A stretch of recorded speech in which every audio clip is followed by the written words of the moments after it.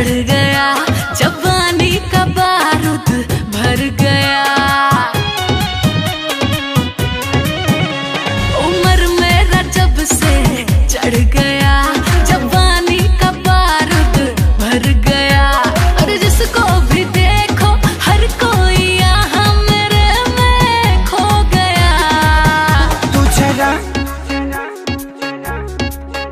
तू जरा फुलझड़ी क्या हुई, मोहल्ला माचिस को गया।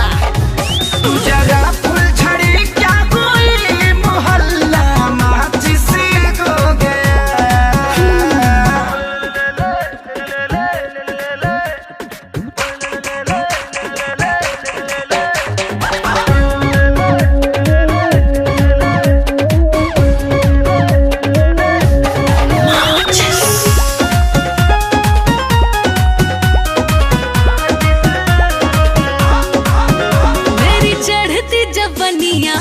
जैसे बिजली की वायर रे, टच करना ना मुझको, मैं हुस लगती फायर रे।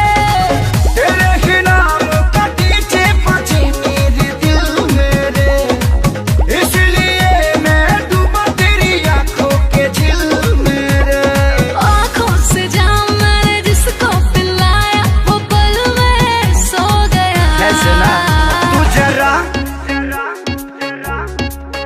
तू जरा फुलझड़ी क्या हुई, मोहल्ला माचिस को गया।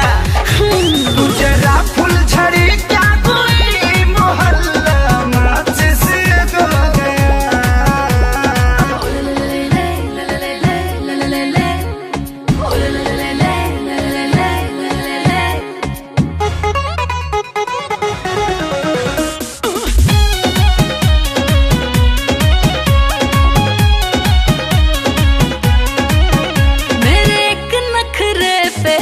बाबू लाखों के खर्चे हैं, मेरे नाम के छपते हैं सबके दिल